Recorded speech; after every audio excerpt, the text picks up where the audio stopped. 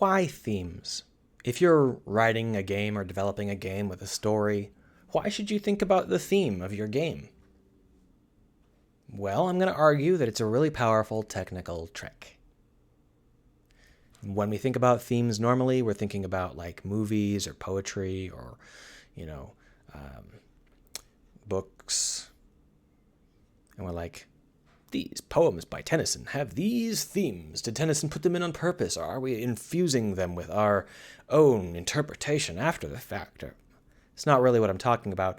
This kind of interpretation, this kind of analysis, is only really useful on a one-way piece of technology. It's really only useful when you're watching something and there's no interaction. But video games have interactions, kind of their selling point.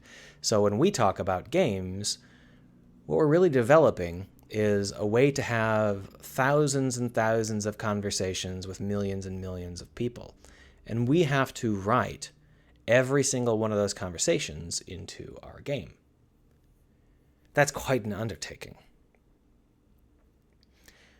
Now, if the game is going to be about whether Mario can reach the end of the level, that conversation is pretty straightforward and you don't have to write a lot of dialogue for it. Just maybe, wahoo! But we're going to be honest here, we're talking about stories, we're talking about RPGs. And that means that we're going to have dialogue and options, and it's going to branch when you make a choice, and then it's going to branch, and then it's going to branch, and then it's going to branch, and then it's going to branch, and then it's going to branch. And that every single one of these branches is more assets, more cost, more development time. There are tricks to keep this under control. And if you search for, game dialogue, in addition to basics on how to write barks and stuff, you are going to find out how to write dialogue trees and, branching stories in such a way that it ends up not screwing you over. And the biggest one of those is generally called like a string of pearls or something similar. But basically the idea here is that you're going to have branching dialogue options or branching story options or something. So you're going to choose A, and you're going to choose B, and then you're going to recombine them at the end so that you don't have to keep writing branches. So you'll have like a couple little pieces of debris that follow along depending on your choice. But by and large, you're not writing a branching tree. You're writing a tree that's just got a couple of different options here and there. It's not even a tree, it's just a straight line. And this is a powerful choice. But when you read on how to do this, mostly you're going to read a lot of advice on what sort of options you need to provide. Like, you need to have a third option because 3 is the correct number of options. And this is obviously something that people are having a hard time with. What are A, B, and C? How do I know what A, B, and C should be? How do I actually write A, B, and C? I'm not talking about the structure of the fundamental narrative flow. We're talking about how do I friggin' sit down and write it? What is A? What is B? And that's why so many game dialogue trees end up being largely boiled down to yes-no question. Because if we're going to have 3 choices, then obviously it's going to be a yes, a no, and a huh. But that's not what A, B, and C are. Let's go ahead and give you an example. We're running around in an early Mass Effect game, and we stumble across a plague station, a station that's full of dying people. And we're given a few options. We're said, okay, well, A, do you want to work on a cure, rescue the doctor and work on a cure? Or B, do you want to kill the people who are distributing it to prevent it from being distributed anymore? There's no option C. Option C here would be something like, I am a scepter. I can just go into the police station and say, all of you work for me now. We're going to solve this. I have 5 billion credits that I can't spend in my account. Why don't I just literally hire everyone with a spaceship within 10 light years and have them all come and fix this situation just by throwing an infinite number of resources at it? Why don't I shoot lasers at the part of the station that the ship is in, that the evil people are in, from my ship? Why do I have to walk there on foot? There are so many other options, right? But when you were playing the game, did it ever occur to you that there were other options? Most players didn't really feel that there were. Most people were like, yeah, it's fine. We'll choose A or we'll choose B because these options both make sense. Why did they make sense when the more obvious and useful solutions should have popped into our heads? Why did we think that A and B were both fine and that we should choose one or the other, rather than getting upset that they didn't let us do something actually thoughtful? Well, it's because A and B are on theme. They're Renegade or Paragon. And the actual confrontation, the setup, the plot, it's also Renegade versus Paragon. They're exploring the theme, and the choices match the theme, so we are in that mindset, and that's the trick here. The player will get stuck in that theme that you provide them. As long as you keep feeding them that theme, they'll stay in that theme. So when you're talking about A versus B, you're not talking about two dialogue options written to give you the maximum breadth of choice. You're talking about two dialogue options that make sense given the theme, because those are things that are going to make sense to the player. They're in the theme, you're offering them theme-based choices. They won't even think about the things that aren't possible in the limited action set you've given them. Now, this isn't 100% always going to work. It really depends on how well you can write and whether or not the player understands the theme in the first place. But by and large, this is an excellent way to keep the player focused on your dialogue options and not branching so much that they get lost. And this doesn't just apply to dialogue. It's how you can set up confrontations, how you can set up plot lines, how you can design your characters, how you can design your species, how you can design your levels and your worlds. They can always be informed by theme, and that means that you can constantly keep rolling from place to place, and it'll always feel like it's part of a contiguous universe. It'll always feel powerful. This is not just highfalutin theory. This is a helpful way to help you write the things you need to write. It not only helps you write them faster and design them faster, it also helps you weed them out when they're not working, and it also helps keep the players firmly entrenched in what you want them to feel. Let's go ahead and do some mind exercises. If you're already convinced, you can stop. But let's do some mind exercises and get those brain juices flowing. Let's talk about Mass Effect Andromeda. It's been a while since Andromeda came out. Andromeda, it was hard to talk about when it came out because it had some technical faults and it wasn't actually done. Now that all the DLC has come out and the technical faults are largely resolved, we can talk about it. So we're going to go ahead and pretend that it doesn't exist. We're going to pretend that we are the ones in charge of making Andromeda. We are the main dev here, and everything flows from our fingertips. And obviously this is a total power fantasy, and the reason Andromeda has so many failings is because mostly corporate stuff. It's not like any given person on the team was totally trash. It was just that corporations have weird pressures and it twisted the game out of true. But if we are going to think about it, if we are going to design it in our heads in a magic world of our own creation, what would our Andromeda have looked like? Well, let's limit it to one thing in particular. What sort of themes would we have explored? Because Andromeda is full of pieces, and none of them are on theme. They don't really have a strong thematic resonance, and that makes them difficult to feel like they're flowing. And if you played Andromeda and you weren't complaining about the animations, you probably felt that it didn't really hold together. It felt kind of disjointed. Well, that's because there really wasn't an underlying theme pulling the whole game forward like there was in the previous series. Let's talk about the pieces that we see. There is one piece. We come in these huge arcs to colonize a faraway universe. So we've got a sort of colonization theme. There's a lot of different sub-themes off of colonization, but, it's a theme that we can work with. And then we find out that the planets are all being eaten by magic space clouds. So now we've got another theme, right? How does the magic space cloud react? How is this based on our colonization? Does this interact with our colonization at all? Well, obviously it interacts in that we can't colonize these worlds while there's magic space clouds eating them. But what does it have to say about colonization? Or what does colonization have to say about it? I think that the only connection I can see is that we have to tear up the location when we get there in order to set ourselves down, which is, very imperial. But that's not true either, because these magic space clouds are new. So we are really going there to save the locals by destroying some other invader. Okay. But that's not where it stops, or there's more stuff. There is alien attackers. There's like this fleet of Borgy alien attackers that are trying to kill us, and everybody on the fleet, and everybody in the galaxy, right? So what do those have to say about it? There's an alien, a highly religious alien fleet trying to kill us. What does that have to say about either the dark matter or our attempt to colonize the area? Well, it doesn't really seem like it's on theme, but again, these are also new threats, and we're coming in to beat them up as well.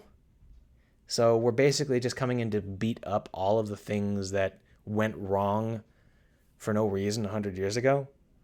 Well, even that's not actually everything either, because there's also alien terraforming devices put down by ancients that we've forgotten about. Nobody remembers the ancients, but we can colonize the whole planet by firing these bad boys up. Wait, what does that have to do with anything? That's not on theme either. There's nothing, like, if we're talking about going to a faraway place and colonizing it, generally speaking, we're not talking about going to a faraway place and pushing a button. That's kind of not in the right mindset.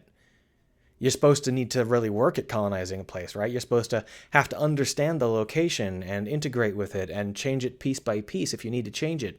It's not about pressing a button and magic presto, everything's the way it was in your home universe. That would be like me deciding I was going to go colonize the West Coast and then pressing a button and poof, it's exactly like the East Coast. It's like, that's the worst colonization story I've ever heard. But that's not where it ends either. There is actually a magic AI that really loves your family line. What's that got to do with anything? These pieces are just a total mishmash of random things. They're cool. Any given one of them is interesting. But they're not part of a theme. They are just completely arbitrary, cool crap thrown together. And if we look back on the earlier days of Mass Effect, we sort of get the feeling that that might have been the case because they were taking a whole bunch of random cool things. But here's the deal. They took those things and they molded them into the themes that they were trying to put into the game, to the point where every single one of the characters was a theme and was there to exposit the theme. That's not the case here. These themes, these are not coherent enough to turn into a thematic story.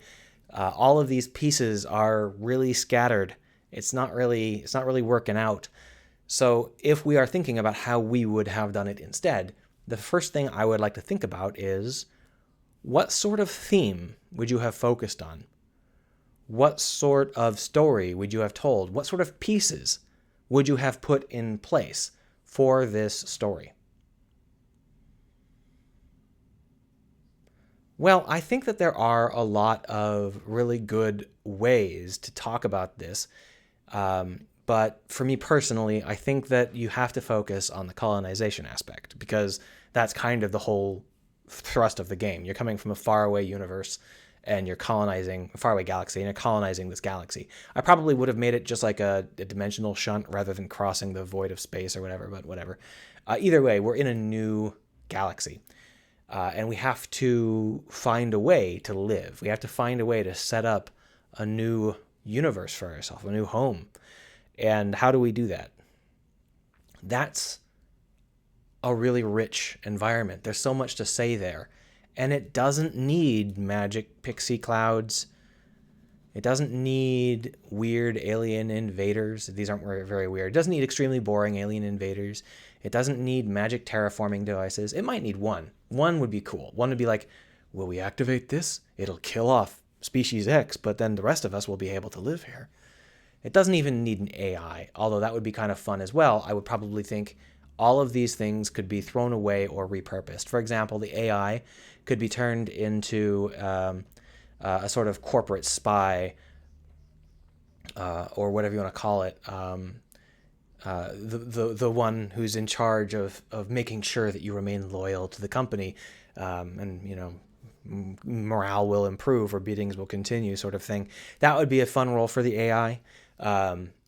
If we had an AI, we don't actually need one. We could just have a person in that spot. When it comes to colonizing, there are so many kinds of stories we can tell around the nature of colonizing that we don't need to have a lot of overwhelming threats. We don't need to have 8 different kinds of threats that are each one of them a galaxy ender. We only need one. We just need one long-range threat that we can see at the end of the tunnel, way over here, and we can spend the whole game working around that. But we have a lot of side stories and missions involving setting up on these new worlds, and there's so much rich stuff involving, how are you going to set up this new environment?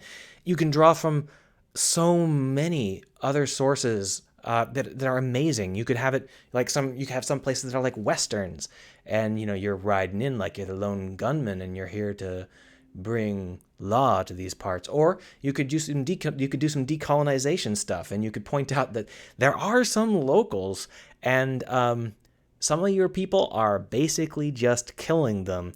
And now you have this story where you are going to have to come down on the other side of history. You're going to have to say, okay, well, we're gonna step in and protect these natives because this is their planet. And yeah, it's a nice planet, but it's theirs. And you can try and navigate those waters. You can do the old wagon trail stories, classic Star Trek stuff here. There are so many stories you can tell just with this one genre, just with westerns. And that's not even the best genre for this. You could tell so many amazing, deep little vignettes, each one of which could be done on its own, separately, as a little pearl. You wouldn't need to have a deep, complicated forking story. The only deep, complicated forking story you've got is this one here, where you talk about whatever the long-term threat is.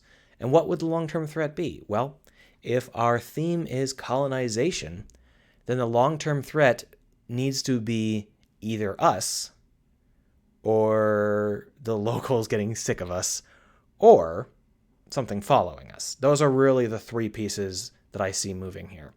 So we would have to decide which one of those would be the best long-term enemy. If it's just one, it could be, it's one and then it switches to another.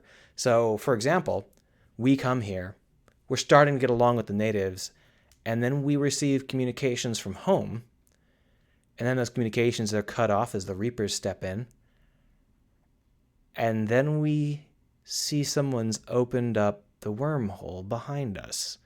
Someone with a much, much better power than we have. They've ripped it wide open and they're coming through fast. We got like 5 years.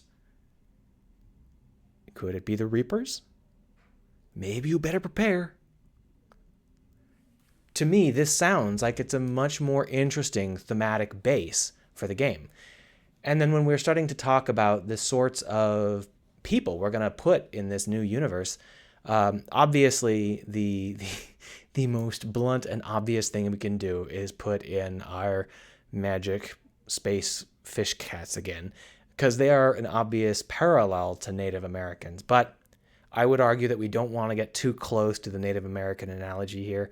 So I would probably think about putting in more fun non-humans if we could. I know it's expensive to do that, but it would just be so nice to play up the lumbering Goliaths and stuff. This is a faraway place. We don't want to have just the same people every single time. It makes more sense for it to be something else. And sure, if they all have to have a specific skeleton, fine, but don't make it a human skeleton.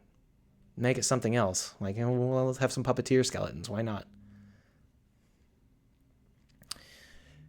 These are decisions that you have to make pretty early. When you're creating your game, in order to create like this, you have to create it with these themes from the ground up. You have to focus from the beginning. It's possible to do this accidentally. Everybody has obsessions, and it could be that your obsessions nicely line up and create the themes for you, but I think it's better to do it on purpose and to think about it early. This is not something that is difficult. It's not something that is academic. This isn't something where we go and we say, man versus nature, let's inject something. No. This is us talking about what is this game about, because that's what it has to be about. You have to make your game about what it's about. And that includes all the stories, all the dialogue, all the weapons, and all the characters, and all the races, and all the dungeons. All of those things can be informed by your theme. And at first, You might think, isn't this kind of a straitjacket? But then you can start to think, no, this is, I mean, constraints are great. Constraints free you to explore as far as you want in specific directions rather than being lost. So that's my take. I think that you should really think about themes. And one of the most fun ways to do that is to think about the themes in a game that you think didn't do themes well enough. For me, that's Andromeda. I think Andromeda dropped the ball on that particular aspect of games, and therefore it's fun to talk about it. It's fun to say, well, this is a great example of how you can think about it. If you have games that you'd prefer to talk about or think about those. Talk about those. And of course, I'd love to hear your opinions. Have a good one. Where's the stop button?